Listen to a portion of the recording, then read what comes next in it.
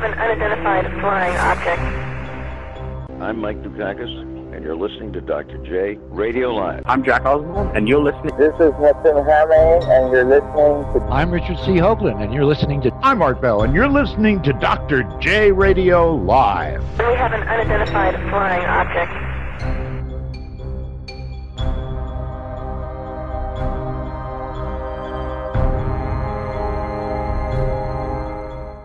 Welcome back to another episode of Dr. J Radio Live. I am your host, Dr. J, broadcasting from the City of Angels, or demons, depending on who you speak to.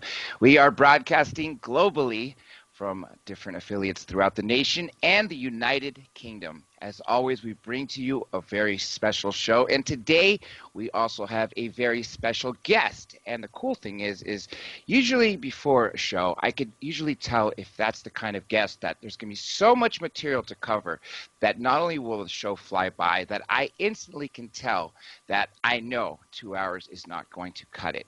That is the type of show we're going to have today. There are a lot of questions, of course, that I've always asked about our government agencies. We've had members from the FBI, specifically Eric O'Neill, who there was a movie made about him, if you recall, Breach, who he was the agent assigned to Robert Hansen, who was selling secrets to the Soviets and is labeled right now as the largest mole in the FBI's history.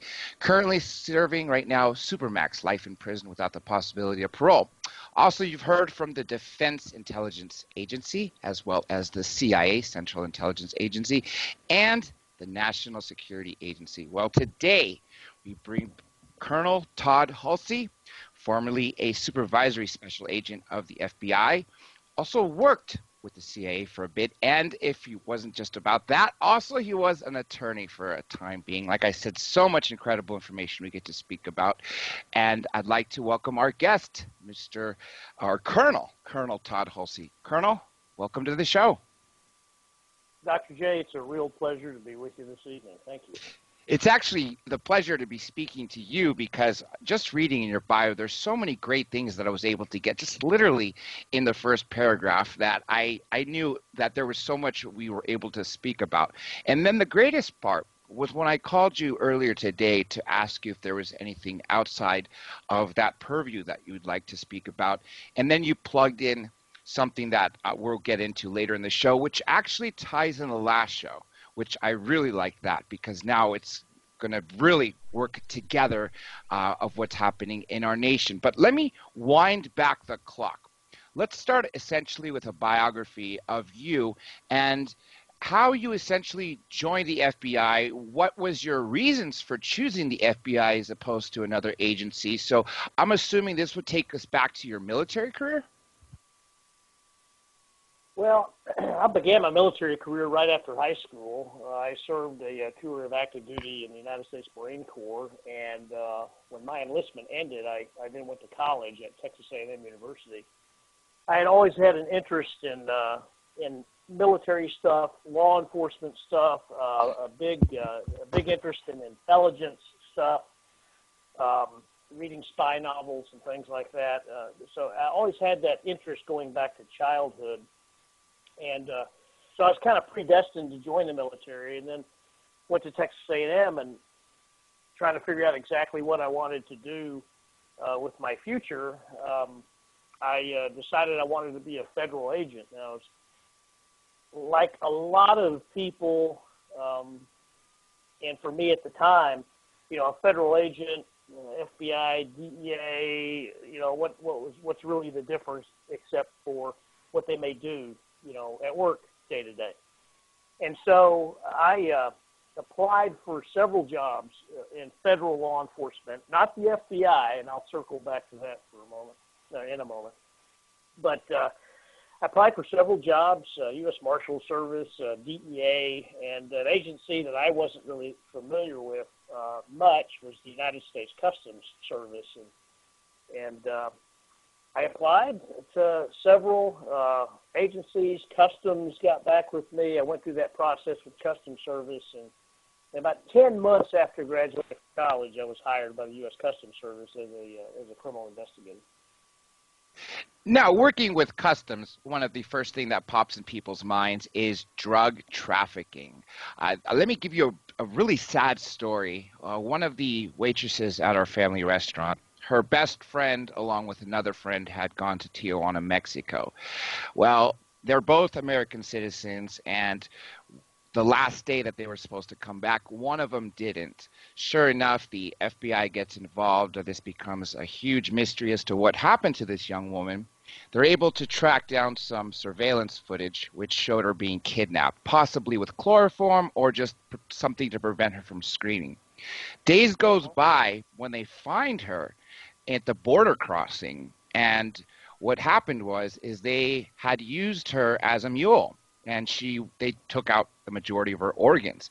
They had put her in the back seat between another couple, sunglasses on her, and said that she had been drunk from the night before, and sure enough, that she was literally used as a mule. And the reason I bring this up is because the first stop, the first protection people have with regards to becoming a mule, or, for instance, bring in kilos of dangerous drugs, specifically one of the things, meth, that's being mass-produced in Mexico, is people like yourself working at the border. So what were you using to combat trafficking then, and how has it evolved? Because now, I mean, there's tunnels. I know they're using drones, and I never thought they'd use dead humans, but apparently we're there. Yeah, well, that's another thing about the Customs Service. Now, it does not exist anymore. On March 1st, 2003, the Department of Homeland Security was created, and the Customs Service was bifurcated and merged with the Immigration and Naturalization Service. And there are two agencies that exist now. One is Immigration and Customs Enforcement, ICE, and the other is CBP, Customs and Border Protection. So the folks who work at the borders are inspectors. Now, they're CBP inspectors today. They were customs inspectors prior to March 1st, 2003, and they wear uniforms, and they're the front line of defense at America's borders, along with the Border Patrol, which patrols in between ports of entry. I was an investigator. I was a special agent, so I did the investigative work. Now, so I didn't do that job. When somebody drives up to California from Tijuana and they're sitting there in line of traffic to re-enter the United States, and they come up to the booth and somebody in a uniform says, "Hi, do you have anything to declare?" That is not the job that I had.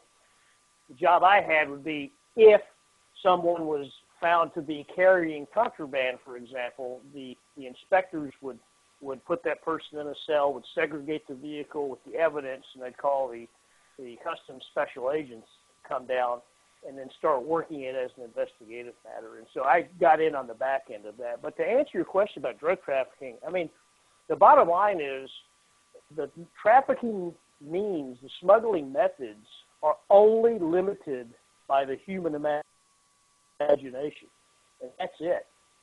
So one of the ways that the cartels maximize their profits is to ensure that they shotgun across the border through various means their contraband product. I mean, you have it coming over in suitcases, you have it coming over inside people's bodies, you have it coming over in commercial airliners, you have it coming over people flying airplanes over clandestinely to carry narcotics, drones, as you mentioned. I mean, hot air balloons, tunnels. I mean, you can go down the list, and the reason they do that is because there's impossible to stop that much smuggling, that much trafficking across the border, especially when so many different methods are being used. I mean, they have people who've got backpacks or duffel bags, man packing narcotics into the United States. So, I mean, it runs the gamut from highly sophisticated smuggling techniques to some dude who was given, $200 American to carry these two heavy backpacks, across the border to meet some other dude in a pickup truck at a certain location.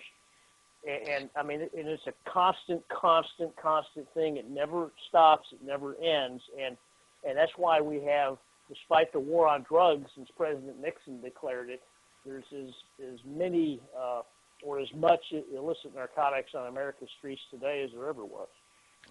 One of the things that apparently cartels do, and correct me if I'm wrong on this, don't they usually, say for instance there's a dozen tractor trailers coming through, wouldn't they try to cast suspicion on one, load it with as many as kilos of whatever is going to get them arrested so they could focus all the attention on that, pay that guy and tell him his family's going to have money for life, and have him be the guy that gets taken down and arrested so the other tractor trailers can get through?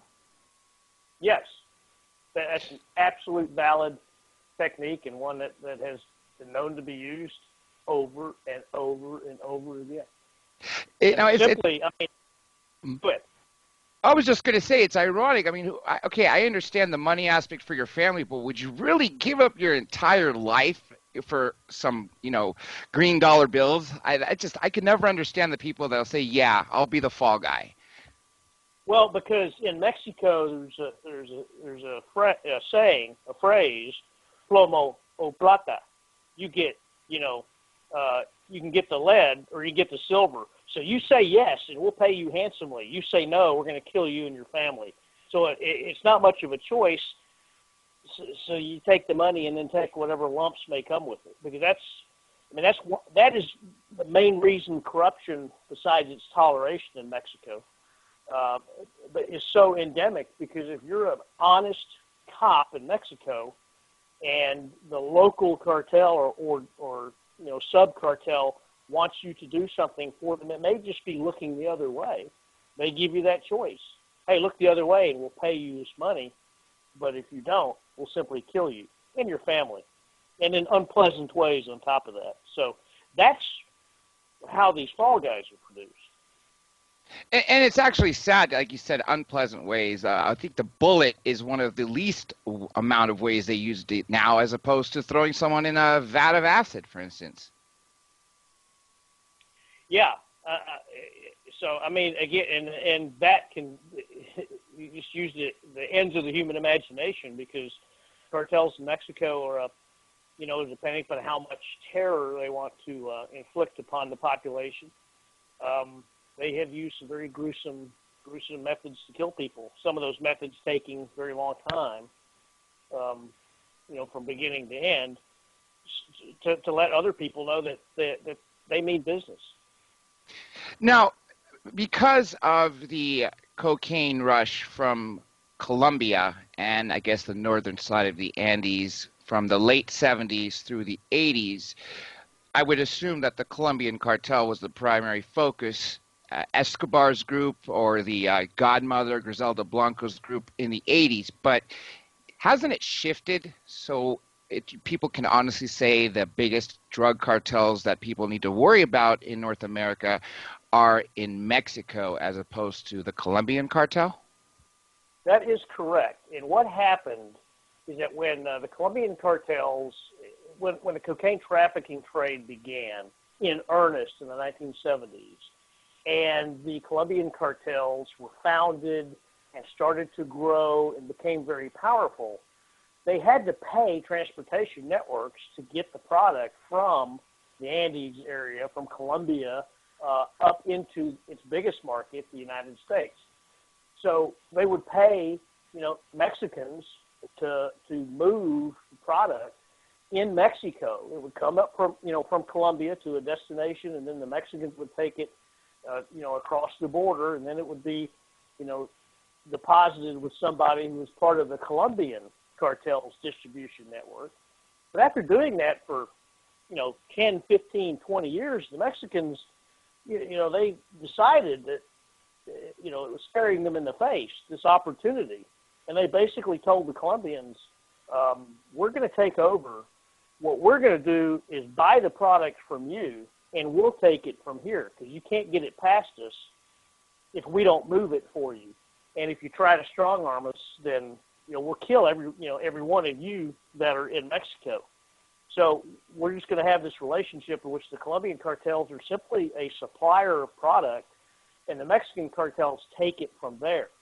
And because, let's be honest, 25% of the 25% of the population of Mexico does not live in Mexico. It lives in the United States. And what that means is there is an instant network of people who can move this product on this side who are loyal to Mexico, loyal to Mexican cartels. It may be a loyalty that is simply bought off, but nonetheless, the Mexicans took over the drug trade. The Colombian cartels today are just a supplier. They're the manufacturer of a product, and once it leaves Colombia, the Mexicans, they carry it, they smuggle it, and they distribute it in the United States, and they are some of the most powerful drug cartels on planet Earth. And what I see, at least on the news, is it seems to be more vicious, or I don't know if it's more vicious rather than it is just more cartels in Mexico fighting amongst each other. Because it seemed like when it was just one group or one organization in Colombia, they sort of had a stronghold on it. But yet now, as you said, with the shift where the Colombians used to have the Mexicans working for them, and there seems to be a vital role shift where the Colombians are now being told what to do. Rather than dealing with one group of Mexicans, you have the different cartels who are fighting each other. Isn't that the case as well? That's true, but that's not a problem for the Colombians because they're going to sell it to whomever will buy it. Anyone who's got the money, essentially. Yeah, and has the established contacts. They're going to sell it to whomever will buy it, and once it's sold and the product leaves Colombia, Colombian cartels really don't care. They've done their job at that point. That's Mexicans, true. The violence in Mexico is because of the cartels fighting each other, and they're fighting each other for territory, and the fighting's been very vicious. It has been. There was a very sad documentary called Cartel Land where it essentially followed a group called the Auto Defenses who were basically community elders in a small town who decided to get together and fight the cartel, specifically the Knights Templar cartel. And what you see throughout this documentary is that group becomes so large they become a cartel, and within that cartel they break off and become three more, and essentially you have one group that started to end the violence becomes perpetuators of the violence. So it's like the cycle never really ends. Let me ask you about El Chapo real quick. He was arrested. Tunnels were dug for him to escape Mexican prisons or jails twice. Now, if he gets convicted and sent to Supermax, assuming there's no tunnel dug out there, I don't think he'll ever make it out of Supermax. But hypothetically, wherever he's sitting now, do you think I think anything is possible, but do you think that people that are loyal to him would be stupid enough to where they would say dedicate, 50 to 150 people whose whole life or mission would be from now until they get him free to essentially declare war on the U.S. in essence of causing crimes to get people in more fear, or eventually getting to the point of trying to break him out, willingly throwing themselves at the law? In my opinion, no. Because, and this is from my own experience, but it's just my opinion, is that they have already written El Chapo off. He's in U.S. custody, and they've written him off.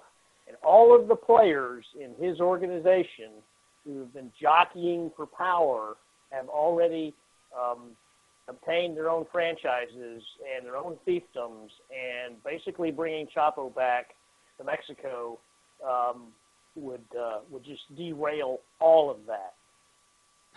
That's actually. I think what's going to happen is that his organization will take care of his family in Mexico, but by continuing to provide a high income to them, so they may live as they're accustomed to. But now that he's gone, American justice, for all of its the chinks in its armor most recently, American justice is something that criminals around the world fear more than anything else, because once you're in the system, this assumes a conviction, and everybody's innocent until proven guilty. So this assumes a conviction, once he's convicted and sent to Supermax, he's gone. So I think they've rearranged their organizational operations, taking into account that Chapo's gone. He may be calling some shots from jail, but probably not that many. But you have to remember there's so much money involved in the trafficking, international narcotics trafficking, and the other businesses that the cartels are in, that having Chapo out of the way has allowed the underlings to become their own petty kings. I'm actually glad you brought this viewpoint up, because that's something I haven't paid much attention to or even thought about, but it makes perfect sense. I mean, people that you mentioned that are always vying for the power underneath, they overthrow their bosses all the time. I mean, if they all get caught, the people snitch so easily. I wouldn't think that it's hard not to assume, like you said, that people wouldn't have already written him off. The people who were waiting for him to maybe get assassinated so they can become the boss are probably been acting as such since he's been arrested. You also brought up another point that is something that we definitely need to talk about, is the fear of the United States prisons. People in Latin America, despite how horrible their prisons are, a lot of them would rather be killed viciously at that than get caught to do any time in the United States. And that's not just something you hear from south of the border. You hear this even in Europe. I don't know about Russia or the Philippines, but you did mention one of the reasons is once you're essentially in the system, it's hard for you to ever be any different, especially if you're sentenced to somewhere with life without parole. But given the fact that United States spends so much money to house people, make sure they have a nutritious diet, wouldn't you think that some of the people would not fear the United States prisons as much and would actually look at it as like, oh, retirement home in some sense? I don't think so, because at the bottom line, prison is prison. Sure. But American justice, I mean, we're really an unusual country, I think. We are our own worst critics. And if you talk to the man on the street interview, everything is going to hell in a handbasket. But if you interviewed a different man on the street 50 years ago, would have said the same thing. 50 years from now, we'll say the same thing. But we really don't have a system. Well, our system is designed, and we have people who are committed to it, that a person like El Chapo can't just bribe their way out of prison. They can't bribe their way out of a life sentence. They can't jury intimidate somebody into an acquittal. I don't care who they are. The justice system is not amateurish at dealing with arch criminals. I mean, how many arch criminals do we have to list who have died in the United States prisons, whether they're American arch criminals or foreign arch criminals? Simply the fact is that they know that if they're arrested and convicted and they're sentenced to a long prison term, that it's going to be a long prison term. I mean, there's no parole in the federal system, for example. So if you're sentenced to 20 years, you're going to do just about 20 years. There is a formula for time off for good behavior, but there's no parole. So you have to do your entire sentence, minus whatever good behavior points you get. And I mean, El Chapo might be, in a Mexican prison, might be treated with great deference by fellow prisoners, and El Chapo in a United States prison, he just might get his ass kicked by another inmate who doesn't care who he is. I mean, that's a difference, because even American cons in prison, there are prison gangs and prison organizations. I'm not talking about that, but when John Gotti went to prison, for example, John Gotti, yes, head of the Gambino crime family, he got beaten up in prison. He did, and that's what I was thinking, actually. Yeah, you're absolutely right. Him, that was the name I was thinking when you were talking about, the criminals, the arch nemesis. So in other words, this guy, head of the Gambino crime family, goes to prison, and another inmate, beats the crap out of him. And of course, Gotti's not a snitch, so he just said, hey, it was nothing. I slipped and fell and got this black eye.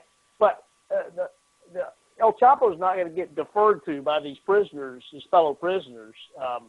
And so that's what the foreign criminals know what's in store for them. They go to an American prison and they get convicted. They get a long prison sentence. They're going to be there for almost that entire sentence.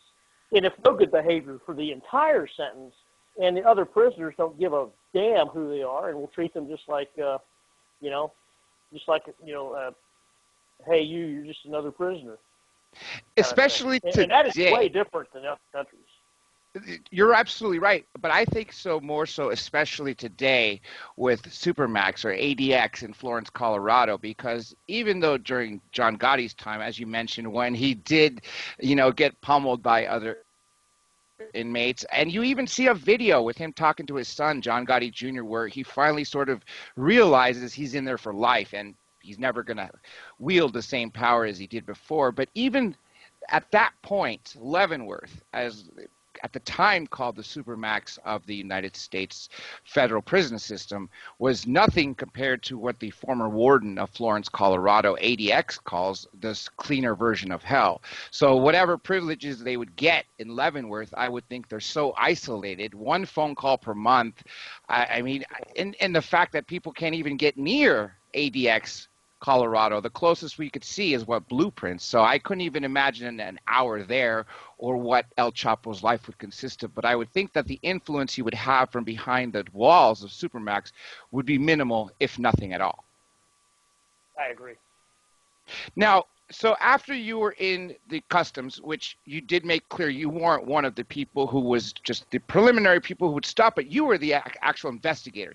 You would you interrogate someone and try to get to the bigger fish. You were, essentially the guy behind the scenes doing the work. Am I right?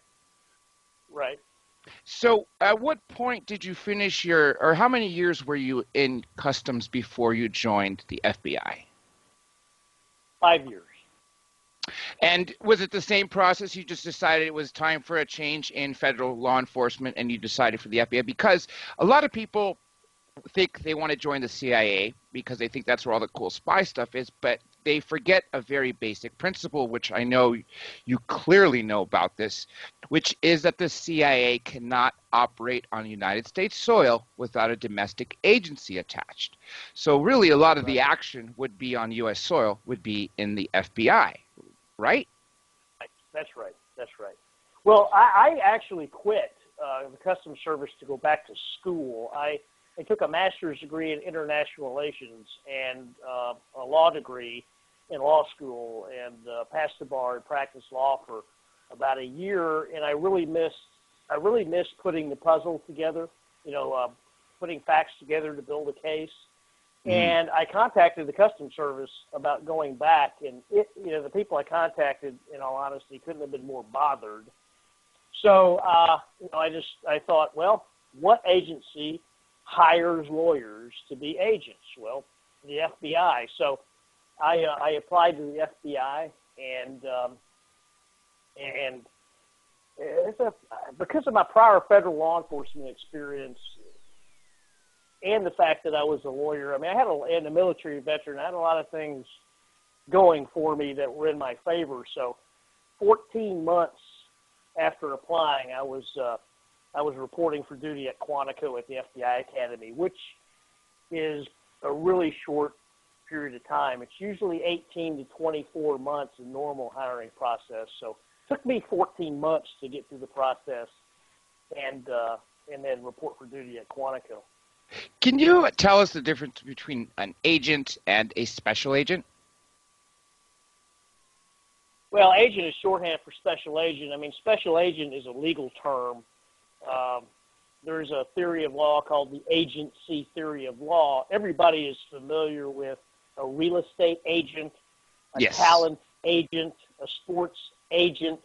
Well, an agent is somebody a person, like if you're selling or buying a house, you contract with a real estate agent to be your legal representative for the purpose of this proposed transaction. Well, in the government, you have people who have general agency authority, can represent the government and do anything. In other words, the President of the United States can make treaties, sign contracts, spend money, all of these things. If you have a limited set of authorities to act under, and it's usually a term used exclusively in law enforcement, you're a special agent, meaning you're an agent of the United States with special authority to conduct certain activities on its behalf. So it's a legal term. That's where that term, the title special agent, comes from. It's a legal term. Interesting. Yes. Offhandedly, people would call a special agent an agent. So it's interchangeable, essentially, what you basically said. So anyone who works for the FBI is automatically an agent and hence a special agent. If you're an FBI agent, you're a special agent. But of course, there's about 13,000 FBI special agents. There's 35,000 FBI employees. So you have 22,000 employees who are not agents at all. For instance, one thing we'll get later on into is like Lisa Page. She wasn't an agent. She was an FBI attorney, correct? Right. Got you. Okay. Now, when you were working for the FBI, I'm sure you heard at the beginning, one of the guests I've had on the past was Eric O'Neill. I would assume you were working at the FBI at the time Robert Hansen was taken down? I believe the Hansen arrest happened just before I entered on duty with the FBI. It might have happened. It might have happened in the first several months. I simply don't remember. I'd have to look it up. But yeah, Hansen. I worked with people who knew Bob Hansen.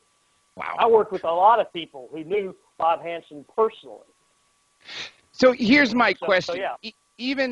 Even say near the end of your FBI career, you're talking years later, 21 years you were in the FBI. So let's assume you're in your last couple of years.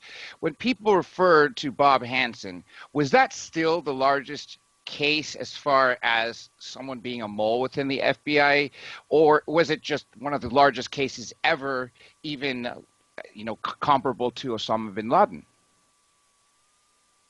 Well, I would have to say that would be apples and oranges, but in terms of being a mole, Hansen was. You have to look at Aldrich Ames at CIA, yes, and Robert Hansen at FBI, of being the two most damaging moles inside the United States government who worked for the Soviet Union. And of course, later a little bit for Hansen, the Russian Federation. But yeah, those were the highest placed moles that the Soviets recruited in our government. You just mentioned the Russia Federation. Here's a question that someone asked me to ask you, which I guess a lot of people have this question, which is kind of very basic and a little bit on the comedy side, even though none of this matter is at all comical. When people are required to register as a foreign agent, for instance, if you're in the FSB, you come to the United States, do people really register as belonging to foreign secret services or intelligence agencies? I would just think that would be opposite of their entire mission of coming to spy on behalf of their country in the United States. Well, actually, the legal requirement, it really applies to Americans who are doing work on behalf of a foreign government. It's not really a requirement that a foreign official register, and they don't. And in the intelligence business, you're going to have intelligence service officers who are under diplomatic cover, so they're credentialed to the State Department as diplomats, and so their day job might appear to be the third assistant secretary in charge of paper clips at such and such embassy, but their real job is to spy. So no, people who are credentialed to an embassy, even not as a diplomat, but as an employee of an embassy, don't register under the Foreign Agent Registration Act. That really is for people who countries hire lobbying firms on K Street in Washington to lobby Congress on their behalf. Well, that lobbying firm the individuals who are doing the work have to register as a foreign agent representing, Estonia or something. So it can be tracked, not authorized and then, licensed and then tracked to determine who is actually representing a foreign country. But, spies, no, they would, even if it were required, they wouldn't. Because they would be opposite of what they're trying to do, right? Exactly. Yeah. Now, when you worked for the FBI, you've done a lot of things, but I see here for a time you were at the LA division, right there on Wilshire at the Federal Center, right? I was in Los Angeles for 5 long years. Yes. Yeah, I'm very well with that center. My brother works there right now in the same building you were in. Nonetheless, let's talk about intelligence and counterintelligence. Since we are no longer in an industrial era fundamentally, and we're literally in a technological era, I would think that the intelligence as a whole has changed drastically. And one of the things that is somewhat to our disadvantage sometimes is technology, especially when dealing with countries or actors that are not using technology. So, for instance, one of the ways is we were looking for Osama bin Laden before he was killed in Pakistan was we were trying to get his courier cell phone or track it, hoping it was on. But wasn't one of the reasons we weren't able to track him was because he wasn't using technology. He wasn't sending emails. He was literally having people ride on a scooter or run and tell, person A to tell person B a secret or to tell person C and so on and so forth. So you could have all the drones and all the interception that money can buy, but it's not intercepting anything if it's going from one mouth to one ear. So in that sense, wouldn't you have to sort of rewrite the book on how you conduct surveillance and intelligence and counterintelligence? Well, I think what you just described, Dr. J, is old school tradecraft. And yes. I think one of the things that everyone needs to be mindful of if they have an interest in, espionage, tradecraft, intelligence operations, and that includes the people who are actually doing it, is that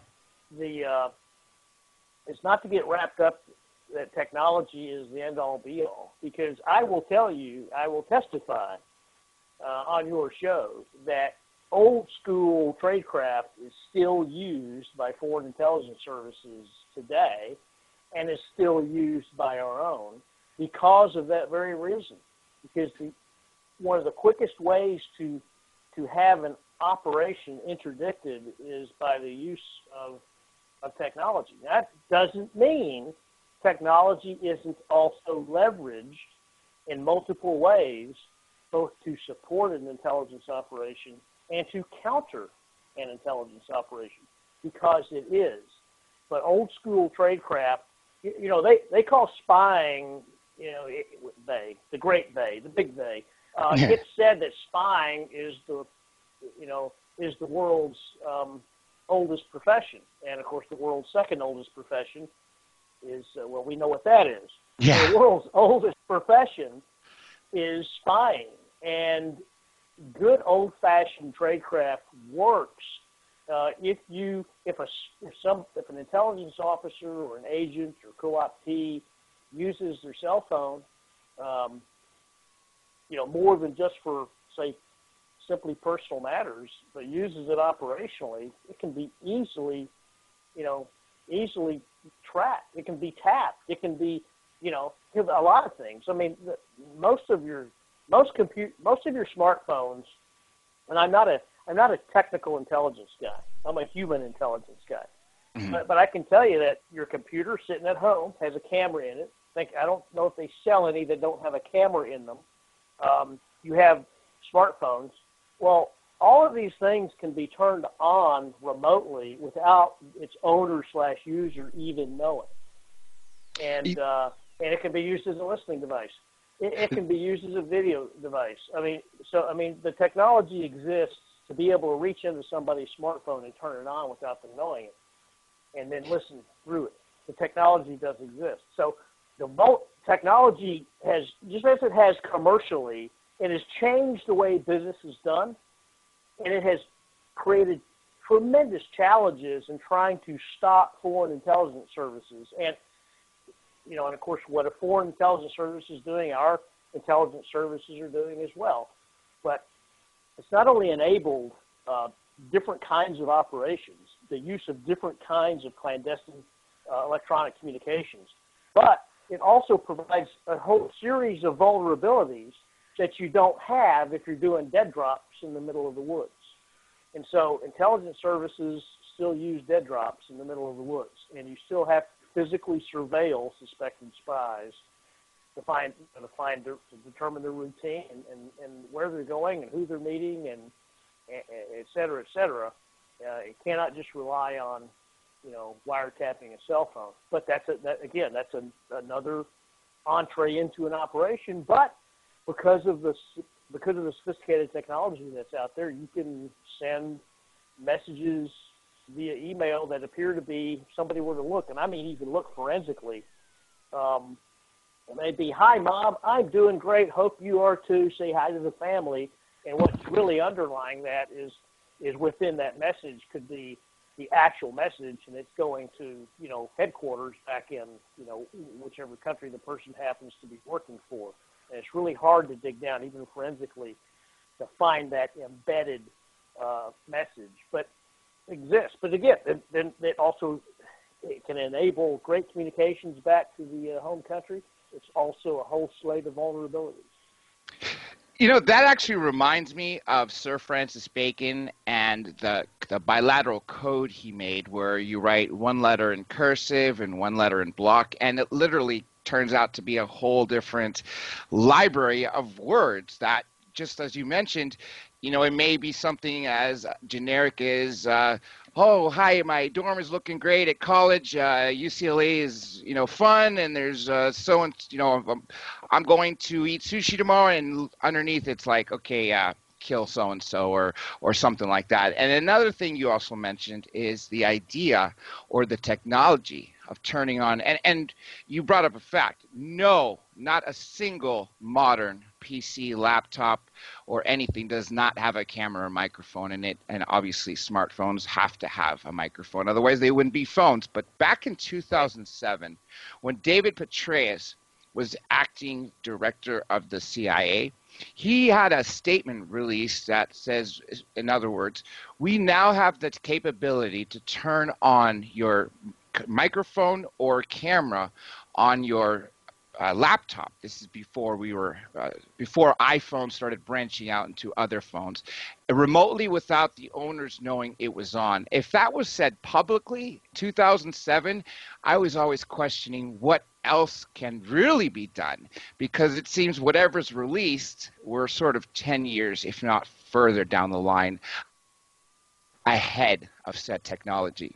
And also, when you talked about the old school spycraft or tradecraft, you know, that would make sense that it's obviously the oldest profession, because how else would you have coups that would have taken down, say, ancient civilizations from, say, Alexander the Great when he was invading all the way to Afghanistan? You would rely on spies to find weaknesses in your enemies. So you have tradecrafts that have stood the test of time that, like you said, with dead drops, they're still happening, because sometimes this is the only way you can be 100% sure, especially when you have technology that has so many weaknesses in it.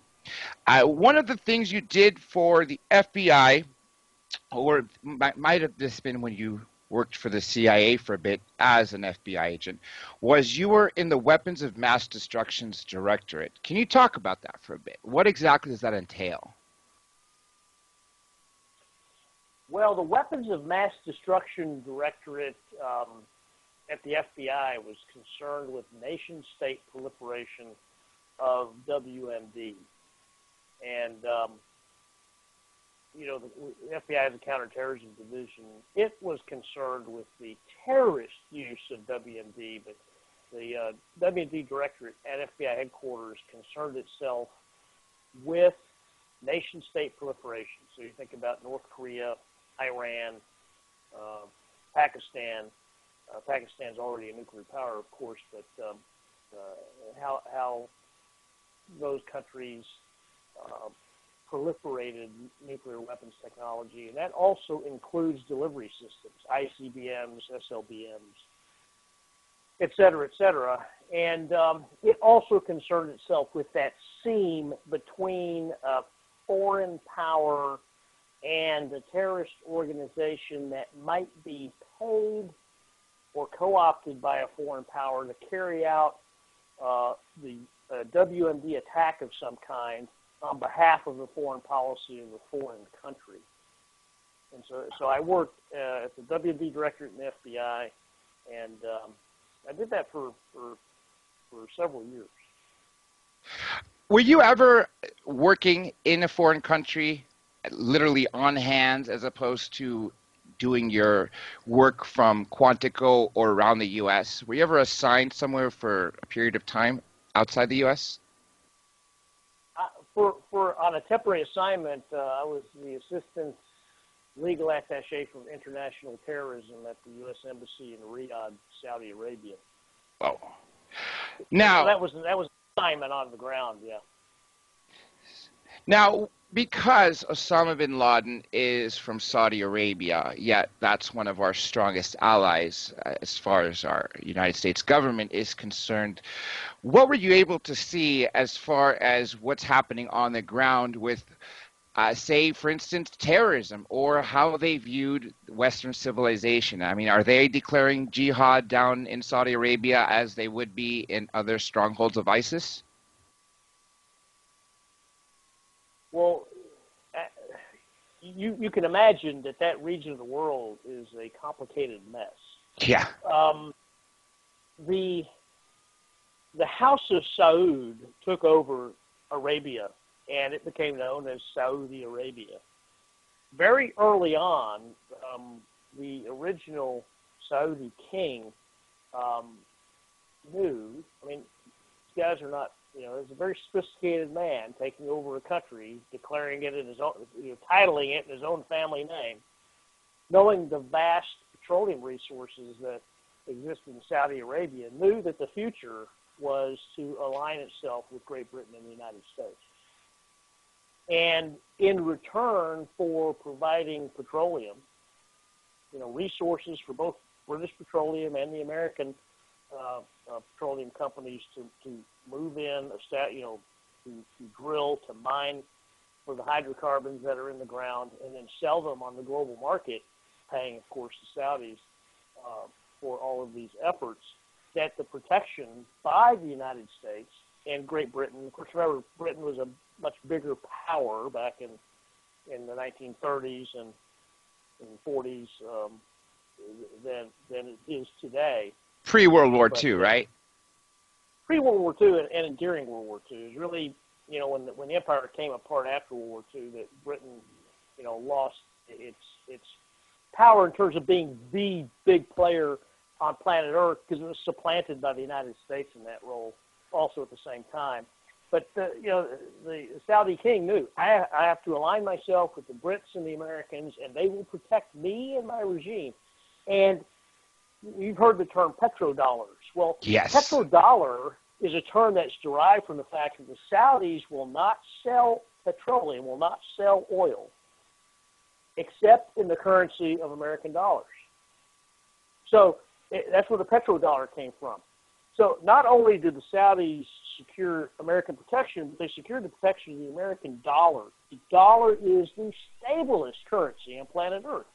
It is a currency that you not only go to 7-Eleven and plop down, your $2 for your big gulp or whatever it costs now, but it's also a commodity traded on international monetary markets. So Saudi's relationship with the United States is very close, but the relationship is the Saudi family and the Saudi regime being having a relationship with the United States. That is very different than the average Saudi on the street and his or her feelings about the United States. So I can tell you that, having been on the ground there, that we work very, very well and closely with the Saudi government. But when we were out in town away from the diplomatic quarter, you could sense the hostility and the dislike. In fact, there's a cool story. We were riding in an embassy vehicle. It's an FBI vehicle at the embassy, so it's armored and everything, but it has the diplomatic plates. And this very nice Mercedes passed us. 4 young men, looked like they were in their early to mid-20s. And as they passed us, we're in the center lane on a highway in Riyadh. They're in the left-hand lane. And 4 hands, one out of each window, came up, giving us the #1 salute. So how the average Saudi thinks of the United States versus what the Saudi royal family and regime has to think of the United States are not necessarily the same thing. And so in terms of jihad and things like that, I think that it wasn't until 2011 when a suicide bomber tried to assassinate the interior minister, whose name escapes me right now, but a prince of the royal family, and of course the suicide bomber succeeded in committing suicide. But in the weird way that explosives physics work, the Ministry of the Interior next to him was not really hurt that bad. But I think it was a wake-up call for the royal family that this fundamentalist jihad is bad for us too, and they really took steps to crack down on it. I would think that the difference between the average Saudi citizen and the royal family comes down to one word: money.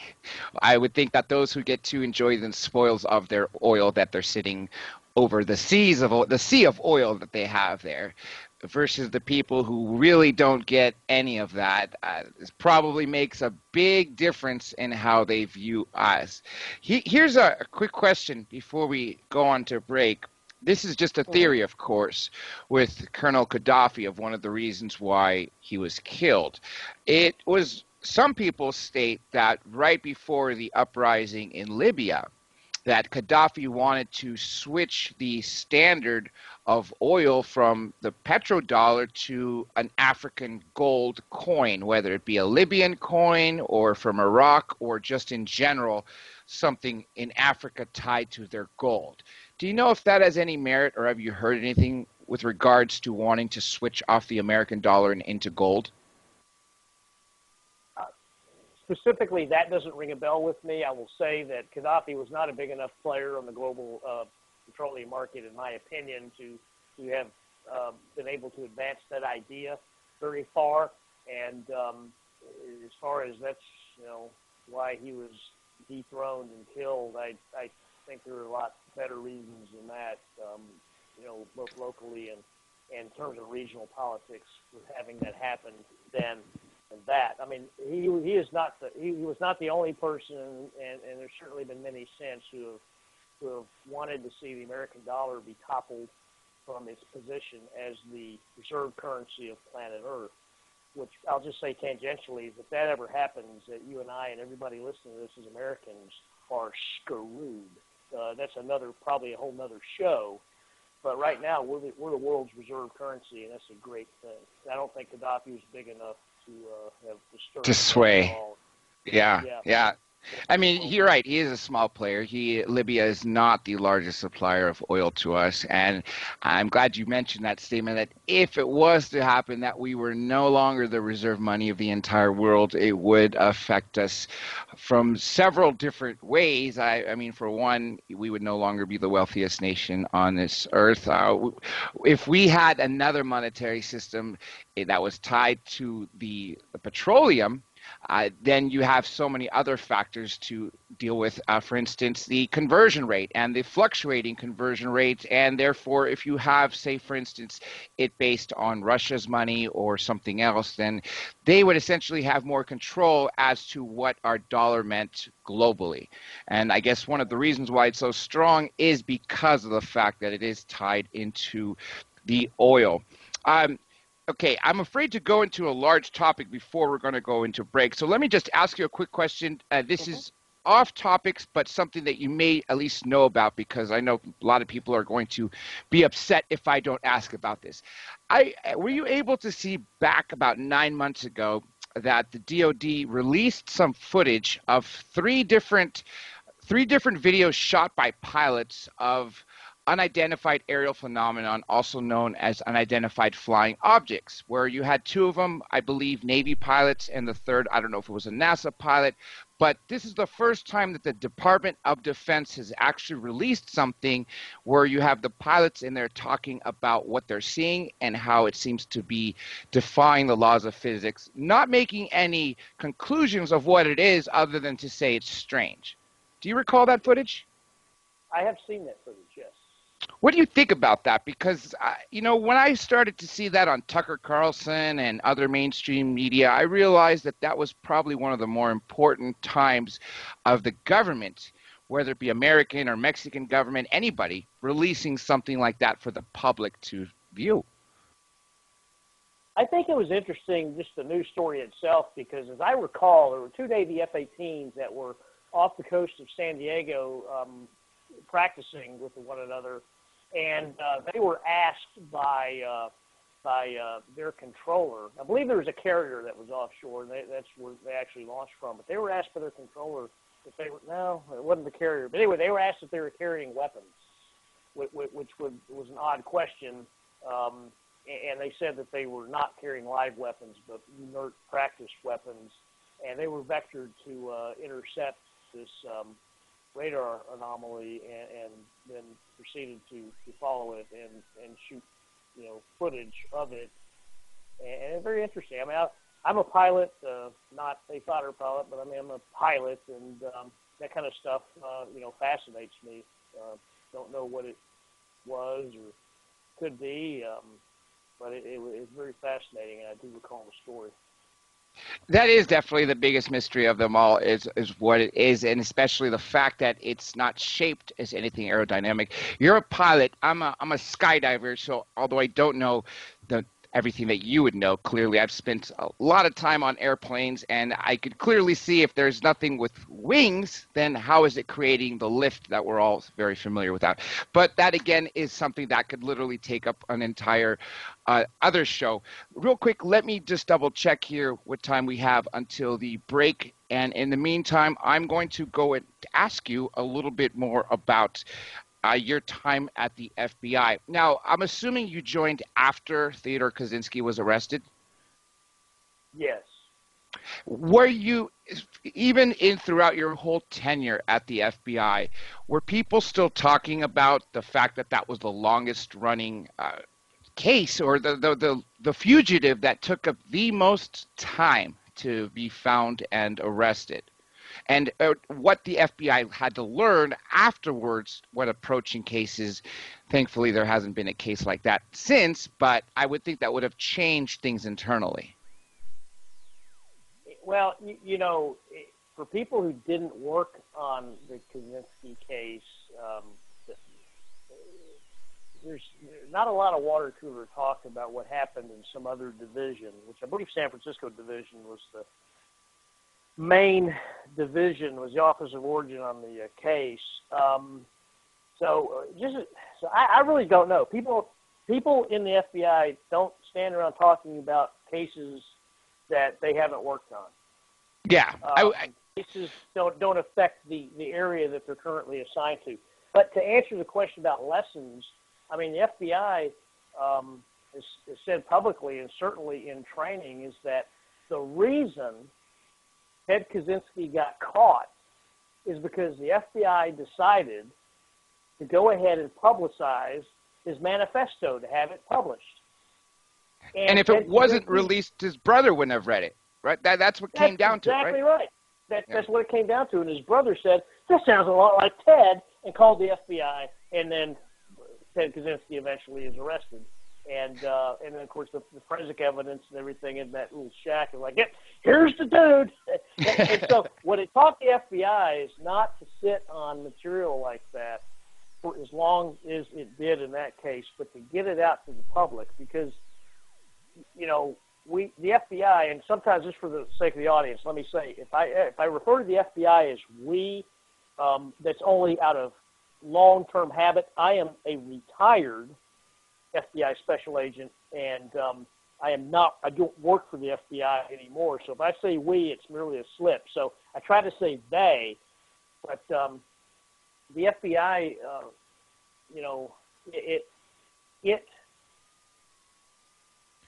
Well, usually law enforcement is a family. I know this because also you have my father, who's a part of law enforcement, and even being retired for a few decades, he still refers to the police force that he was a part of as we. So that's definitely understandable. And of course, that's why I refer to you as Colonel as opposed to Agent on the show. But of course, it's important to talk about that you were, because although I've talked to Eric O'Neill, and he was a young agent. It wasn't too long after he was hired that he was assigned to work with Hansen. He pretty much retired after that. So to know much about the FBI from him was really not much there. We were able to talk specifically about that time he was there. He's since gone on to be a motivational speaker and other things. But I think his ordeal with Bob Hansen scared him to the point that I could only imagine what that would do to someone. And he definitely talked about some scenes that were in the movie that reflected what actually happened. For instance, when he was putting that PDA in the pocket of Hansen's briefcase and then immediately changed his mind. He said that when he was on the set of that, he was literally shaking, and one of the producers pointed that out to him. Okay, since I see we're not taking a break, I'm just going to continue and asking you about your time in the FBI. Let's talk about East Asian counterintelligence. When I hear East Asia, I'm thinking of Vietnam, Laos, or are you talking about, say, for instance, China, North Korea? What exactly were you involved in when you were dealing East Asian counterintelligence?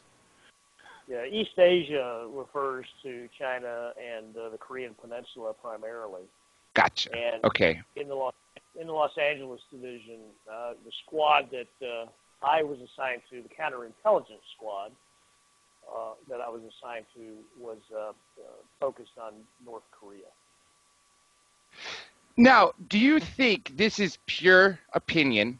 We all saw what happened in Singapore, but at the same time, not too long after Singapore, we have our Secretary of State go to North Korea, and as he's leaving, you have the North Korea government, people that are close to Kim Jong-un, but not him per se, that called us gangsterish in our ways. And so the question becomes, will that meeting end up leading to denuclearization in North Korea, or is it sort of going to be another empty promise? And again, this is just based on your experience at the time dealing with counterintelligence in that region and promises made and broken from the DPRK in the past. You know, I'm a pessimist on the issue, but I'm going to tell you that our current president, being as unconventional as he is, love him, hate him, support him, want to see him impeached, it doesn't matter. But an honest assessment of the things that he has set himself as president to accomplish, that it's just like ding, accomplished, ding, accomplished, ding, accomplished. And I wouldn't write off an accomplishment in this arena, but I remain pessimistic that the North Korean regime will actually give up its nuclear weapons, at the end of the day. But with such an unconventional commander-in-chief, he may do it just because, he may get it done just simply because, Kim Jong-un he won't be able to deal with him in the same way presidents have been dealt with in the past. I mean, they basically bribed, the Clinton administration to give them a whole bunch of money and a whole bunch of technology. And, the pronouncements from the Clinton administration that, basically like Neville Chamberlain, peace in our time, everything's great in Korea. Turns out, none of it was. It was just a scam that they ran on the Clinton administration. Not that the Bush administration had its hands full with other things in other parts of the world. But, not too far, even though. Did much better. Yeah, but did any better? And then, of course, I don't think the Obama administration was tough in terms of foreign policy at all. And now we got a guy who's tough. He doesn't care what people think. And he doesn't care if people, you call him a name, he'll tweet out, he'll call somebody a name back, and he's bombastic. But how do you deal with this guy if you're a foreign leader, especially if you're an adversarial foreign leader? And Donald Trump, as president of the United States, has basically said in so many tweets, he has basically said, "Yeah, just try us, buddy, and we'll kick your ass." He's basically said that in a collection of tweets. And who's to say? You can say that if Obama had said that, or W had said that, or Bill Clinton had said that the person in Pyongyang would go, "Oh yeah, okay, fine. I get it. This is rhetoric." With Donald Trump, how do they know? I mean, how do they know? They don't know. So he may pull it off, but I remain pessimistic that North Korea will denuclearize in the end. But staying pessimistic is also healthy, because to just assume that they will is obviously another statement. And I'm glad you brought up Obama's relationship with North Korea, because it's been stated that when Kim Jong-un did meet Donald Trump, that he would have never met Obama. Apparently, Obama tried to reach out for him for talks, and it was just a flat-out no. And I would also think is, as you mentioned, is you have a president right now that really has no precedent as far as what he will do. He has flexed his muscle, like you said, where, tries, will destroy you. He's even done it recently to Iran. But I would also think is, from a business standpoint, if you have this president who's actually willing to have talks, and if he did play that video for Kim Jong-un, which essentially showed nuclear proliferation or building of cities and having factories and a better quality of life, and then you see the Trump Tower and Trump hotels, and you're like, whoa, hold on a second. When this guy's done being president, he's going to go back to being one of the, preeminent builders across the world. So in hindsight, I would think that one of the things Kim Jong-un was considering is maybe a Trump hotel in Pyongyang.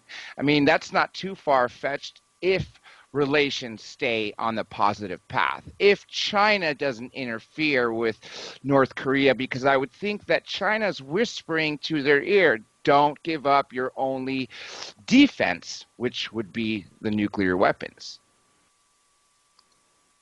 Well, I'm not sure China has a lot of control over North Korea when it comes to nuclear weapons. I'm not really sure that they do, because China, as a nuclear power and as a major economic player on planet Earth, has to worry about whether North Korea is going to basically, ruin the party by blowing a device off on the peninsula or somewhere else. China doesn't need the headache. So I'm not really sure. And that in official North Korean press, I think it was a year ago, maybe a little bit long. It's about a year ago. They criticized the North Korean press, which is the official voice of the North Korean government, criticized China and its leaders, and which is very telling. So I think China wants to manage North Korea, but they don't want North Korea to do anything stupid that's going to ruin the regional economy or maybe the global economy, because China is really a very poor nation. You go to Shanghai, it is a booming city, but if you go out in the hinterlands, people are dirt poor. They they have a lot of social problems that we don't see. We don't see a lot of things reported in our news media, but there's 2 Chinese males for every Chinese female. Now I don't know. I don't know about you, but can you see that there's some social dislocation that will happen in that country? How many 20-year-olds you need to have who can't get a girlfriend simply because there aren't any girls before they get angry and start to, be a problem domestically? And then you have an instant army of all these, unmarried, single, angry males at that. too, I would think. Well, an instant army turned inward. Instant coup. Due to that one-child policy. Yeah, I mean, so China's not with. Look, every society has its problems, and China is not perfect either. And we just don't think about. We've turned inward on ourselves so much, and everything is 24/7 politics in this country now. I mean, you can't even go to a doggone NFL football game without some jackwagon making $8 million a year not standing for the national anthem. Screw that guy, and screw everyone. And anyway, but you can't even get away from it going to watch a pro game. Yeah, you can't go anywhere. Yeah, that's true. But we forget because of that. Other countries have their internal problems that we don't know about. And that's a big one for China. It is grossly poverty-stricken. And due to its one-child policy and its, primary, wanting people to make boys, they have an inverted society in terms of the gender demographic. You got a bunch of young men who will never get a girlfriend. Let's ever get a wife. It's going to because of governmental policies, and there's other things. So they don't want Kim Jong-un or whoever succeeds him to light one of those big bombs off on the peninsula or somewhere else, because it's going to be, like I said before, a headache they don't need and they don't want. Especially, as you mentioned, since they have so many of their problems that aren't really talked about here in the West. I mean, sure, a lot of people hear about their massive smog problem, but truthfully for me, it wasn't until there was the Beijing Olympics where they literally had to clear out cars saying, okay, those of you who have a license plate that ends in so-and-so can drive every other day of the week. It took a literal month for any sort of the cloud to be lifted from Beijing, and I believe they didn't even allow their own citizens to drive within the 2 weeks of the Olympics that it was being held, and a few days before and a few days after that full month of on and off driving. So that's just one of the problems that we didn't see here or was vaguely talked about. And then, like you mentioned, this one-child policy.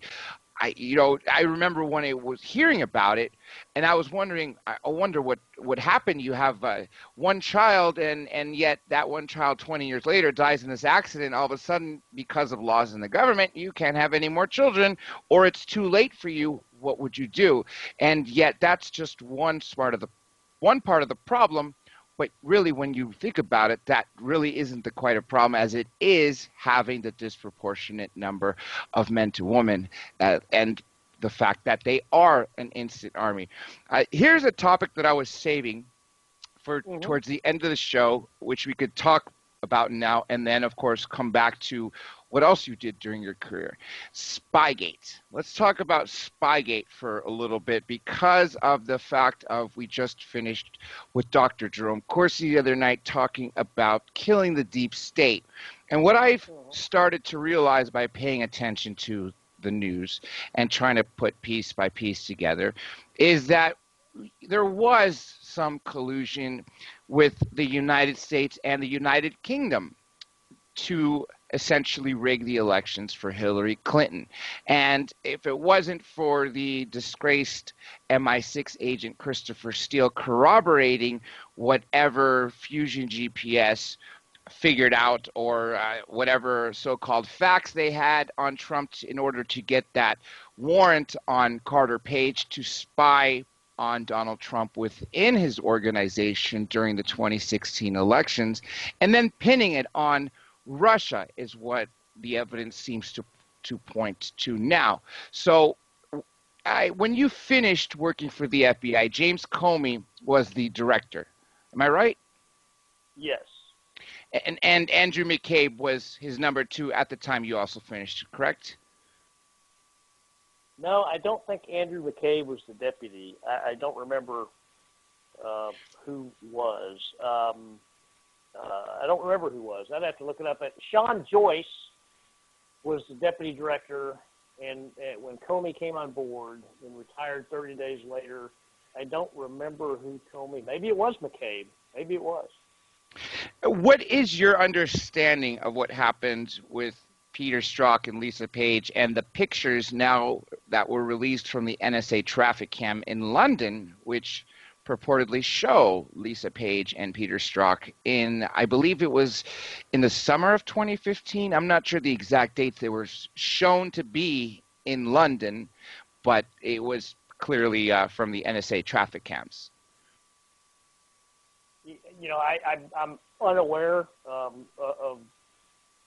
any, photographs or videotapes of Strzok and Page in London. I mean, I wouldn't be surprised that they might have been on assignment there, on a temporary assignment for a few days, doing something with British partners.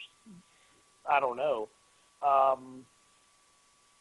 just don't know anything about that. What is your take on the whole Spygate story as it's being presented night after night, hour after hour on mainstream news and independent news for that matter? Do you think that the Democrats colluded with using the FBI as a political tool to sort of get what they want? Is it possible? I no, not like that. Let me talk about the deep state for a moment. Let me talk about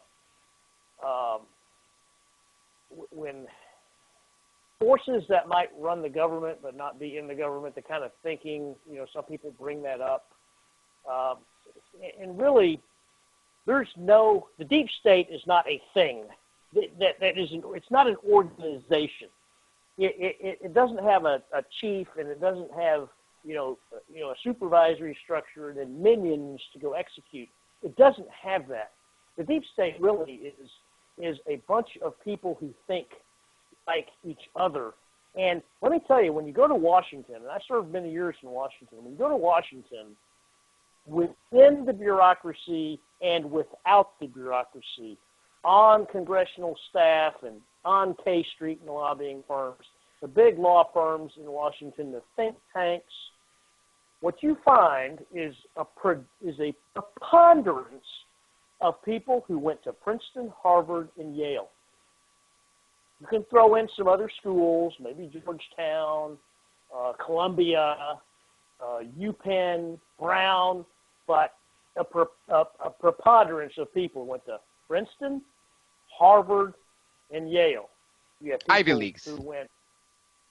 Well, those three schools primarily.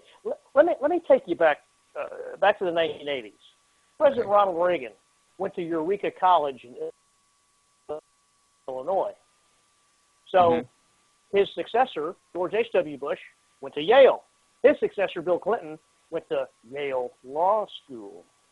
His successor, George W. Bush, went to Yale Underground, Harvard Business School. And then his successor, Barack Obama, was a graduate of the Harvard Law School. So, and let me tell you something else. In 2012, when Mitt Romney and Barack Obama were running against each other for the White House, when you saw those two men on the debate stage, you were looking at two graduates of the Harvard Law School. So what I'm telling you is that, and now we have our current president is an Ivy League grad, University of Pennsylvania. For those who don't know, it's a private school, not a state school. Wharton, University. So he's an Ivy Leaguer too, but he's not from Princeton, Harvard, Yale, or God forbid Brown. So you have a preponderance of Princeton, Harvard, Yale, and what you have is a conglomeration of people who think alike because they all went to the same schools. Their children all went to the same prep schools. They all know each other through these social circles built around these schools. The same thing in the UK with, Cambridge, Oxford, and so what you have cross-Atlantic cross-pollination, Harvard to Cambridge, Yale to Oxford, and, some Brit banker's kid goes to Harvard, some Boston banker's kid goes to Oxford. So you have these people that go to the same doggone schools and they run in the same doggone social circles. And so you get people who think the same way about things. And even people who didn't go to those schools but have managed to achieve senior positions, whether it's in commerce or it's in government, have been molded by people who went to Princeton, Harvard, and Yale. And consequently, they all think alike. And what law school did Hillary Clinton graduate from? Yale. Yale Law. Yale. Yeah. Yale Law. So what I'm saying is the deep state isn't an organism. The deep state's a collection of people who think the same way. And that's the same thing if you want to look at the Bilderbergs, any global organization, any gathering in Aspen of, global thinkers, air quoting when I'm saying that. If you look at them, if you look at all of them, you look at their bios, they are all pretty much the same kind of people. And so they think the same way about things. And simply was not possible, in my opinion, for them to fathom that this bombastic, brash guy from Queens, New York City, who's been in the construction and real estate business his entire life. And look, again, love the guy or hate the guy, he inherited $266 million from his father, and instead of being a playboy and messing around the rest of his life spending the money, he turned that into, depending upon who you believe, a $9 or $10 billion fortune. So, a lot of rich kids would just, spend that money they inherited and never do anything productive. He turned $266 million into billions of dollars, and he did it by doing business, and he does business the New York way, and they couldn't fathom that guy could possibly be elected commander-in-chief. So everything had to be done, and it wasn't, in my opinion, coordinated. There was nobody giving orders. There's no secret message traffic going on. Hey, you really need to do this and do that and make sure that Trump doesn't get elected. It was just a collection of people who think the same way about the same things, and they couldn't fathom Donald Trump getting elected. They had to grease the skids as best as possible for Hillary Clinton. That's my opinion of the deep state, and my opinion of Spygate is that, obviously the Clinton campaign was the one that initially engaged the dossier to be written by the retired MI6 hack. And it was, actually, I think technically it was one of Donald Trump's primary opponents, but it was quickly taken over by the Hillary Clinton campaign, who then paid for it. That's right. Yeah, $50,000. Yeah. Yeah, and of course it wasn't the Hillary Clinton campaign. The Hillary Clinton campaign paid a law firm, which then paid a consulting firm on behalf of the campaign, which then paid this, the MI6 retired MI6 hack, and the company that he works for, which name of which escapes me at this moment. But and so the collusion, if there was collusion, it really was within the Clinton campaign, not the Trump campaign. And when you mentioned the fact that, one person paid the other, that would make sense because you want the degrees of separation. And going back to the fact that you have 3 decades of, the 1A schools, as we used to call them, because there's top 10 schools and then there's the 1A schools. They all belong in category 1, which would be Harvard, Yale, Princeton, Stanford. Even though Stanford is not part of the Ivy Leagues, in most circles, it is considered the Harvard of the West. So you would think it would just be so easy since they all think alike. They all think establishment. They all think Harvard is the school that always makes presidents.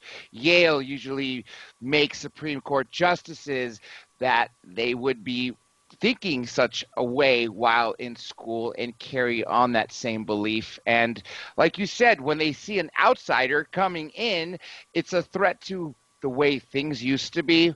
It's a threat to the old lobbying in Washington, degreasing the old politicians' pockets. I would think that things might change, and hopefully Donald Trump being president sets a precedent for the future of what is tolerated and what is not tolerated within the Washington circles.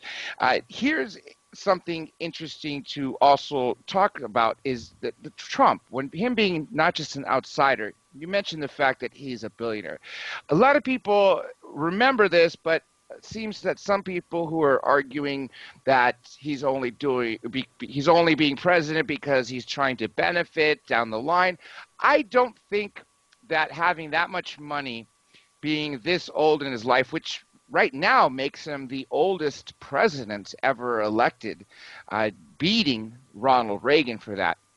One of his speeches right before he ran, he makes it clear he does not have to be doing this. He could be living his rest of his days off the money, golfing, building more hotels and casinos, rather than be at the center of tax, essentially all that stress that comes from being president. I always look at the pictures of the presidents going into office and when they leave office, it looks like they didn't age 8 years. They look like they've aged 2 decades. I mean, any single president you look at before and after, you're like, wow, I mean, that's really taken a toll on them. This is something else that someone's been writing me here to ask you about. Now, this is obviously long before you were there, long before anybody was there for that matter, but just something of a myth that maybe you were able to ask someone out of your own curiosity. But when Adolf Hitler allegedly killed himself in 1945, weren't FBI files still tracking him to South America into the 50s, into Chile or Brazil, Argentina even? Well, I think the short answer to that is I think is yes. But that to say that the FBI was tracking Adolf Hitler is an inaccurate statement. The FBI was tracking reports of sightings of Adolf Hitler. Those are two different things. Yeah. Big, huge different things. One, you have the guy. The other, you're just catching possible glimpses. Possible is the key word, right? I mean, I really don't think. Look, nobody wanted their hands on Adolf Hitler more than Joseph Stalin did. And if the Soviet intelligence services couldn't cough up Adolf Hitler, if he had fled to South America, and not to mention, once Israel was founded in 1947, if the Mossad couldn't find him, so if you have the Soviets, you have the KGB and the Mossad trying to find this guy, he would have been found. He wasn't because he was dead. So people jump to conclusions when they hear, well, the FBI had files on, tracking Hitler in the 1950s. No. The FBI had files on people reporting sightings of Adolf Hitler in South America in the 1950s. Extremely different things right there. And I'm going to tell you that, between the KGB and the Mossad, if that guy was around, if he was walking planet Earth somewhere, I don't care if it was in the Gobi Desert, they would have put their hands on him and taken great joy in publicly hanging him. But it didn't happen because he was dead in April 1945. And him of all people, I mean, that is the prize catch. You don't want necessarily a Mengele or Goebbels to take his place. You want the man. So like you said, Mossad, even now, they're still hunting Nazis who are literally on the brink of 100 years old. I think the most recent one was 97, 98 years old that the Nazi hunters in Israel are still hunting. I know their list is getting really short. But like you said, I would think that, KGB and Mossad searching throughout the world, if it had been in the 50s, of people who may have saw someone who they thought looked like him, even some people claimed that he had plastic surgery. So what they thought they were looking at was so far attenuated from what he had looked like in 45. I think people may have wanted it to be, as opposed to, like you said, that it's just possible sightings, as opposed to having him tracked, because he would have been hung, I think, on the most public way ever, probably bigger terms than what happened in Nuremberg, because they wouldn't have had him in a group of people for trial. They would have just had him, if that was the case. Now, let's talk about what's going on now. what countries or groups within countries, such as ISIS would be a group that I'm referring to, does the U.S. have to worry about now with regards to our own national security? And even within that, I would even ask the sub-question, are cartels considered a threat to our national security, drug cartels? Drug cartels are considered a threat to national security because they aren't just moving drugs. They're conducting human smuggling. They're conducting human trafficking. Those are two separate things, by the way. They are moving illicit merchandise of all kinds. This is an example. If somehow the Second Amendment was repealed and firearm ownership was against the law in the United States, you would see the cartels smuggling guns in the United States. They smuggle. Let me say, the two products that follow narcotics internationally as the most trafficked illicit items, you know what those are? Humans. Right. Well, human. But in terms of money, what is producing money is exotic animals and artwork. In terms of money associated with international trafficking and smuggling, it's narcotics number one, and it was for a time exotic animals number two, because there are many international controls on how animals can be moved and what animals can be even owned, and then stolen art number three. I think art and animals flip-flop occasionally. So the cartels don't just move drugs; they move other stuff that people want, and they do move people because people do want to buy people. And of course, that's the human trafficking. The human smuggling is the people who want to, make illegal entry into the United States so they can, have a quote better life end quote here. So they move all kinds of merchandise, and because they have their tentacles in so many different things, they're a threat to national security. But they're, in terms of the global threats to our nation that are out there, it's not high on the list because it's considered, a criminal organization that does not have the capability to destabilize the republic. Terrorism, of course, terrorist groups, Al-Qaeda, ISIS, and the many others that are around the world, the radical Islamist jihadi terrorist organizations are threats to the national security, but I think we have to be realistic when we assess terrorist threats, is that no terrorist group in the world can bring down the American Republic. Simply cannot happen. They don't have the gravity, don't have the power, they don't have the capability. They can inflict casualties, they can inflict damage, but they can't take down the Republic. So when somebody says terrorism is an existential threat, I disagree vehemently, because no terrorist organization can cause the fall of the Republic.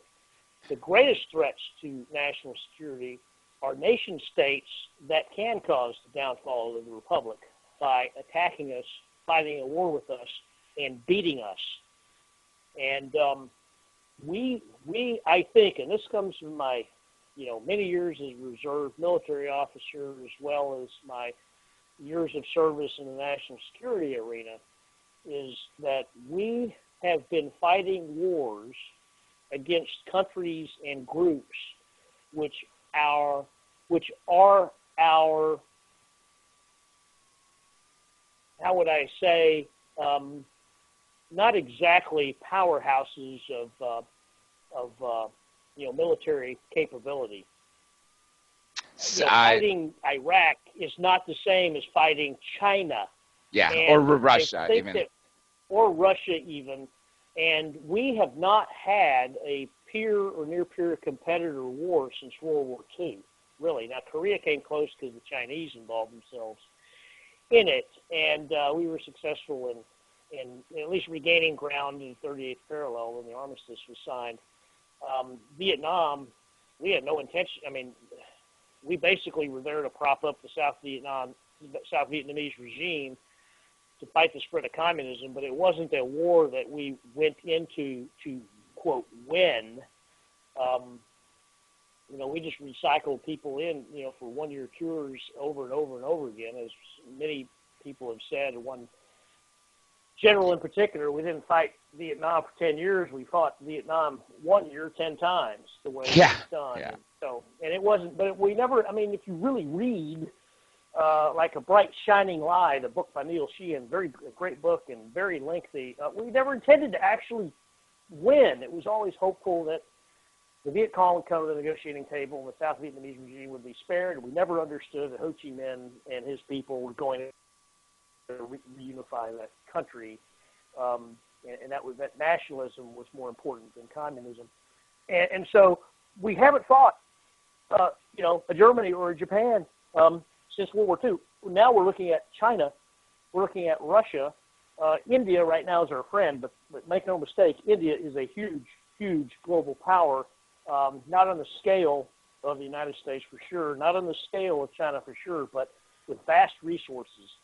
And the Chinese and the Indians don't get along too well. But we're looking at going into a future in which our national security is, might be challenged by certainly communist China, and we had better be prepared to fight a peer competitor. Because China is rapidly becoming a peer competitor, certainly a near peer competitor now. And I think those are the greatest threats to our national security. You do have rogue regimes, and I haven't even started about Iran or Iran, as I was told to call it. But that's another huge, huge threat.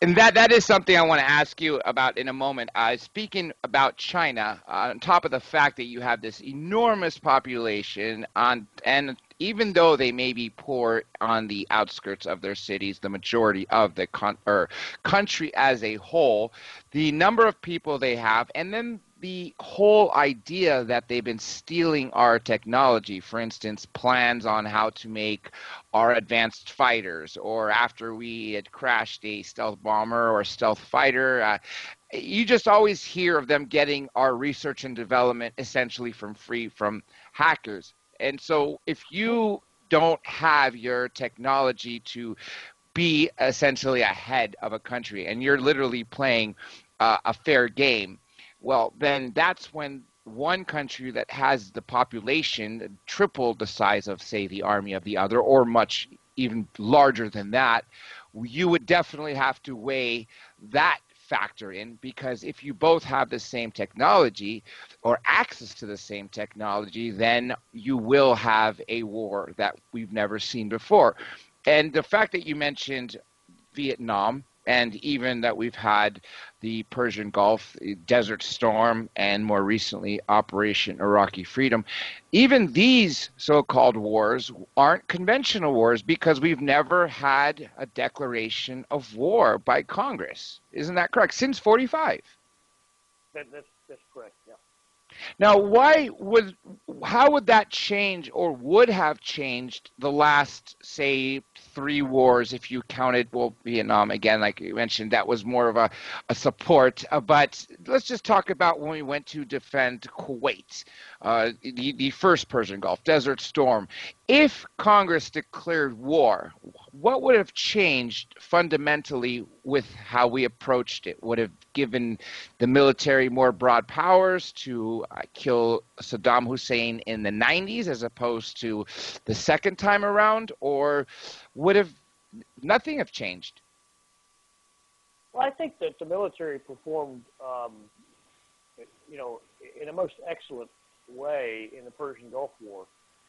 I mean, a 100-hour ground war, the way air power and precision munitions were leveraged, and it was just brilliant. How it would have changed, just a declaration of war is a declaration by Congress that the country is all in, and all of the national resources would have been leveraged, and I could, you really only see what the result would have been, the reduction of the Iraqi regime to ashes, and the takeover of the country, which was not the objective at the time. Obviously, it would just have merely changed what the objective would have been. I don't think that Shield Desert Storm known as the Persian Gulf War, required a declaration of war. But when the Congress does that, it says we're all in. The entire country's in, every bit of it. And all factors, all levers of national power are now leveraged through this effort.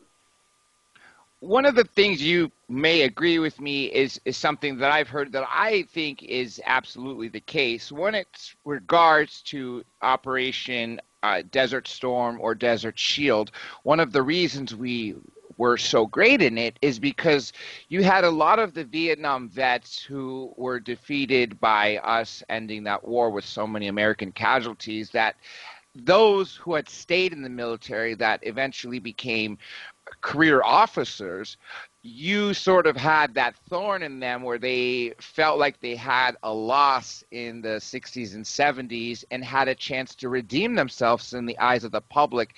And I believe that's one of the motivating factors to go and show the world, hey, look, our U.S. military is still the greatest in the world, and look how fast we can defeat this oppressor nation, and look how great our technology is for precision guidance bombings, and how we can minimize the casualties of the civilians, and literally having the what do they call it, that sort of like that lightning, do you recall shock and awe? I know that was labeled in the second time we went back, but by using the shock and awe tactics of just one night, you see all these American ships in the Persian Gulf, aircraft carriers getting ready, and then next night you have all these Tomahawks landing at the same time all over Baghdad and wherever Saddam's troops were in Kuwait at the time. And you also have everyone else doing their part in attacking. So if there are fighters in the air, then you have the fighters. If you have the bombers, you have the bombers. But it just seemed like everything was coordinated to give the impression to the world that we can still perform the same way that we performed in World War II to be the world's greatest leader. So did you think the fact that you had a lot of these Vietnam vets in the early war of the Iraq Desert Shield and Desert Storm that played such a factor in the morale amongst the troops that were being guided by these former Vietnam vets?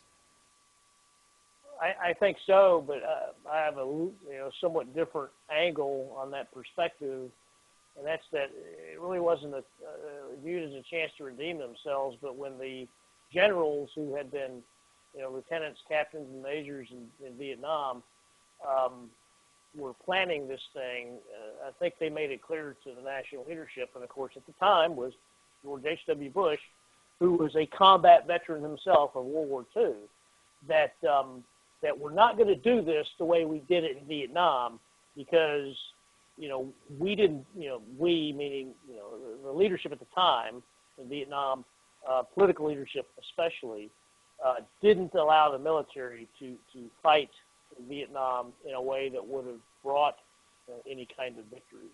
And so their planning and how the war was fought was done to ensure that there would be a win, because they weren't going to fight it. I mean, just give you an example. I weren't on radio. I could bring this guy's name up immediately, but the 3-star Air Force general, who was the air component commander at CENTCOM during the Persian Gulf War, he flew F-105s in Vietnam, and there was a particularly bad day in 1965 in which 7 F-105s were shot down, and he vowed that he would, never, if he was ever a general, ever send people to die so stupidly. And so, the planning, when the generals were planning it, they were going to plan, they wanted the least amount of political interference. They didn't want Washington telling them which targets to choose. They were going to choose targets based on their military value, not because, some staffer in the White House, thinks it might be good or bad to target a specific position, as happened during the Vietnam War. And I think it was the fact that they decided they were going to do it the right way, not the wrong way, which was the way they experienced it as junior officers. Were you referring to General Norman Schwarzkopf? No, he was the overall commander. He was the 4-star in overall command. I'm talking about his right hand for air warfare, the 3-star Air Force general. Can't remember his name. Who became a 4-star himself, but I can't remember the guy's name. So not Norman Schwarzkopf. No. He was the overall commander. He was the big. Yeah. He was the big cheese. You know? Storm and Norman. That's what I remember him as. Storm and Norman. Yeah. Yeah. Now let's talk about Iran because this is definitely something that's in the news. Just the other day, I was talking to someone who was my Uber driver actually, and he was here from Iran, and I didn't go into that much detail from him about the Iran nuclear deal, and I would think that would be a good place for us to start talking about to lead up to what happened. But essentially, this is what I got from him, that despite his country having this nuclear deal with the United States, the population hated it, and the population hates that the regime is trying to keep their population suppressed to the way they used to be, whereas really they welcome Western technology. That's at least what he gave me as a young 25-year-old man that had been here literally for a couple years, that he said is what the population is feeling. So let's backtrack for a second and talk about this horrific nuclear the Iran nuclear deal that Obama had signed with Iran that Trump recently got out of. Well, I think my reading of course, I have not reviewed all the documents. I'm just going off of what I've read in the press during the Obama administration when that agreement was signed. I remember reading a passage that how many gas centrifuges Iran would be allowed to operate under this agreement. And having, worked several years in the WMD world, I almost fell out of my chair because to me, it would really accelerate their drive to enrich uranium and to actually construct a device. And I was shaking. I remember reading the passage. I don't remember the number right now, but I remember reading the passage and thinking to myself, this is nuts. They're giving it away to Iran. I'm from Texas, so we say Iran. So I'm going to just say Iran. Yeah, by all means. Iran. Yeah. But we're giving it away to Iran. We're just giving it away. This whole agreement, just giving it away. I remember thinking that and shaking my head, going, just what the hell? Yeah. And so I think it's a good thing that we have pulled out, but we have to remember that there's a substantial amount of damage done by signing that agreement. It's all of that cash money that was shuttled over to Tehran, which is worthy of a show in itself to talk about that. But and somebody more knowledgeable of it than I to talk about it. But all of that money just enriched their coffers for military and terrorist programs and their quest for a nuclear weapon. And then, of course, the lack of any kind of inspecting regime. The inspection regime, as I understand it in that agreement, is that the Iranians will tell us which facilities we can inspect and when we can inspect them. Well, I can clean out the barn, pretty good, and have somebody come look at it, look how clean it is, and the next day it's, back to normal with stock it up again, yeah. Hay and horse manure, that's it's like that's not an inspection regime at all. That's just for show. And so that was, in my opinion, a very, very bad agreement. It boggles my mind, especially after the New York Times, in the New York Times magazine came out, the Obama national security staffer, he was on the National Security Council. I think he was the deputy national security advisor, a young guy, novelist before he got on with the Obama administration, whose brother was president of CBS News. So I'm laying these markers out. I can't remember the guy's name, but he was interviewed for a lengthy article, and basically he crowed about what a snow job it was on the American people. But still, You don't get any kind of coverage from mainstream media on that, and especially not now because it's bashed Trump at every opportunity, whether he needs it or not or deserves it or not. But that was a very bad deal. Iran is a bad actor regionally and globally, and it's a real threat. Now, it's true, and we've seen it recently, the riots in Tehran when they were chanting death to the dictator instead of death to America, very telling that the population wants to be out from under this radical Islamist yoke. But like all organisms of power is, a dictator or a despot or a despotic regime, what is its number one purpose? It's to protect itself. That's its number one purpose.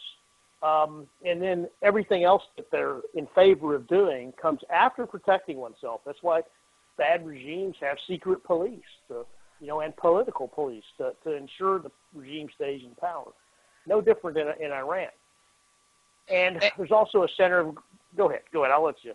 Oh, no. I was just going to say, I would think that some of the people in the power there would probably think how stupid of our Obama administration for giving them the nuclear toys, and how far behind we have been by letting him have these years to get that much closer. And I can't even imagine how anyone in the Obama administration would be so stupid as to think, okay, if they're only letting us inspect on days they want to in areas that they want to, and we know that they have been an enemy of the United States going back decades, even through the end of the Carter administration, where they still had our hostages. Why would anyone in the White House or any advisor to Obama say, okay, let's just let them enrich uranium for their own power plants, but yet the end goal is for them to have weapons? It just boggles my mind how people, in our government can be so stupid. It never makes any sense to me. That's the part that I think I'm always boggled about. Yeah, well, I think that comes down to the difference between how there are no classical liberals anymore in our society. I mean, they're very few and far between.